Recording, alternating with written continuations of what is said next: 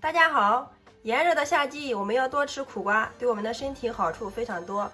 今天我们用苦瓜给大家分享一个新做法，不炒不蒸不凉拌，鲜香美味，好吃又营养，出国孩子特别喜欢吃。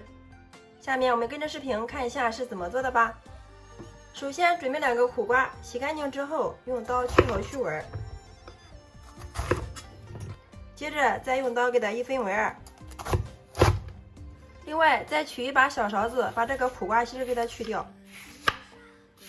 刮的时候我们尽量给它刮干净，因为这个芯是苦瓜苦味的主要来源。接下来锅中加水烧开，加入适量的食用油护色，再来少许的食用盐给它入个底味。然后把我们的苦瓜放进来，给它焯一下水。苦瓜经过焯一下水之后，这样能有效的去除苦瓜的苦味。再迅速放到凉水盆里面，给它过一下凉，一定要给它过凉过透哦。接着我们准备半个土豆，先切片后切条，最后切成小丁。土豆丁切好之后装入盘中备用，然后再准备适量的胡萝卜丁，切好之后和土豆丁放入一起备用。接着我们准备一个去皮的西红柿，改刀给它切成薄薄的厚片，再切条，最后切成西红柿丁。西红柿切好之后装入碗中备用。另外再准备一只小碗，向里面打入1颗母鸡蛋，用筷子搅拌均匀，放一旁备用。然后再切适量的葱花，少许的姜末，切好之后装入盘中备用。这个时候我们的苦瓜也已经过凉了，然后取出来放到案板上面，改刀给它切成小条。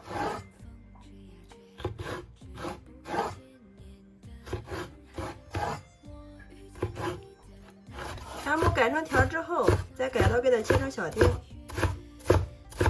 苦瓜改好刀之后，装入一个大点的盆中，这会儿把切好的胡萝卜丁放进来，土豆丁也放进来，然后加入适量的食用盐、鸡精、胡椒粉，再打入2颗母鸡蛋，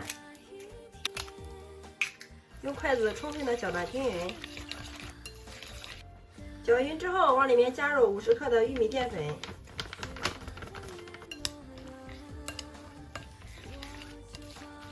最后再分少量多次的往里面加入200克的普通面粉，边倒边用筷子搅拌。加面粉主要是起到一个粘合的作用。在这里鸡蛋我们一定要加哦，加入鸡蛋可以使我们做出来的美食吃起来更加的蓬松柔软。我们一直给它搅至像视频中这样比较粘稠的糊状就可以了。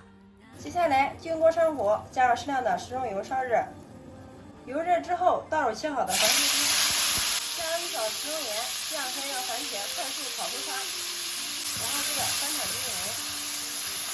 番茄炒出蓉之后，把切好的葱花姜末放进来，继续给它翻炒，炒出香味。接着我们往里面加入适量的开水，水的量可以根据家里人口多少来添加。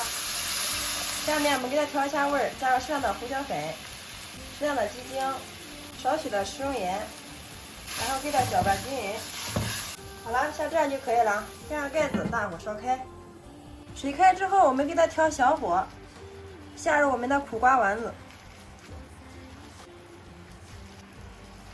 全部下进来之后，用铲子轻轻的给它推动一下，防止它粘连到一块儿。然后大火烧开，开了之后再加入1把红薯粉条，粉条煮好之后撒入适量的小青菜，然后用勺子给它搅动一下，再淋入鸡蛋液，淋入适量的小磨香油。好了，像这样就可以了。出锅之前再撒入我们大河南比较有特色的荆芥，只有在我们河南才能吃到呀。然后用勺子给它搅拌均匀。哇，真的是太香了。好了，像这样就可以了，美味即成。装入大碗中，上面再撒少许的葱花，端上桌就可以给家人美美的享用了。好了，像这样一碗非常好吃又有营养的苦瓜丸子疙瘩汤就制作完成了。大家看一下这个颜色，非常的漂亮啊！实在是忍不住了，先来替大家尝一下。看一下这个丸子弹不弹？哇，真的是太鲜了，汤鲜味美呀！苦瓜丸子吃起来特别的筋道 Q 弹，一点都不苦哦。里面加入了鸡蛋、土豆、胡萝卜、粉条，营养真的是超级的全面哦，特别适合家里的老人和孩子吃。